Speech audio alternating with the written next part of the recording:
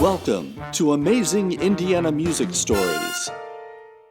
My name is Eddie Flowers, and this is my amazing Indiana music story. 1, 2, 3, dive.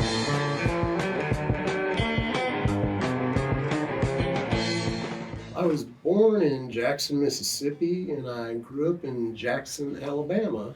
So, two Jacksons, a few years apart. Traveled a bunch in between that. My dad worked in construction, so we traveled around. We lived in Maine, we lived in Texas, we lived here and there. If you grew up in the 60s, it was hard to not hear good music. It was in the air, it was just everywhere. So my family didn't care anything about music. My brother casually did.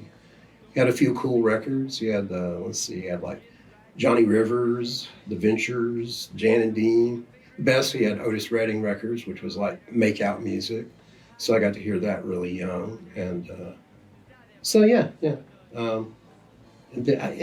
honestly, it was like his records after a moment, even before he left and officially gave them to me, sort of became mine because he was a sports guy. He didn't really care beyond the momentary background music of this record is on and I'm with my friends or with my girlfriend or whatever. So I quickly became obsessed for whatever reason. There was nobody around me. There was no music scene. There was no bands. It was a dry county. There were no bars. But I liked the rock and roll for whatever reason. And from the time I was 9 or 10, I was buying records and was obsessed. Really, the Gizmos, the original Gizmos, that record was done because Kenny Highland was about to go in the Marine Corps.